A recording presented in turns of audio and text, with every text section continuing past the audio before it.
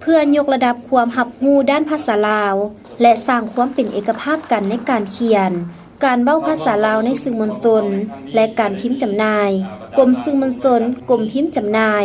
ได้ร่วมกับสมาคมนักข่าวแห่งสาธารณรัฐประชาธิปไตยประชาชนลาวและสมาคมนักประพันธ์จัดกองประชุมสัมมนาภายใต้หัวข้อ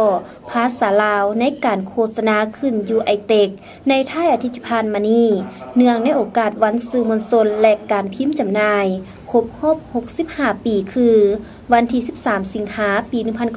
1950 หาวันที่13 สิงหา 2015 โดยการเป็นประธานของทานคอนสวรรค์ราชมนตรีรัฐมนตรีช่วยว่าการกระทรวงแถลงข่าววัฒนธรรมและท่องเที่ยวมีพระเถระนุเถระครูอาจารย์ที่มาจากสถาบันการศึกษาอ้อมข้างศูนย์กลางนักค้นคว้านักประพันธ์นักกาวีรวมทั้งนักข่าวสื่อมวลชนทุกแขนงการอ้อมข้างนครหลวงเวียงจันทน์เข้าร่วม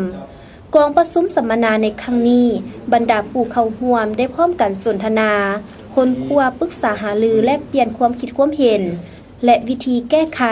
เพื่อยกระดับความรับรู้ด้านภาษาลาวสร้างความเป็นเอกภาพในการเขียนการเว้าภาษาลาวในสื่อมวลชนและการพิมพ์จำหน่ายการส่งเสริมการอ่านได้รับการพัฒนาให้ทันสมัยเทียบเท่ากับสากลติดพันกับความต้องการในการพิมพ์จำหน่ายออกสู่สังคมให้หลายขึ้น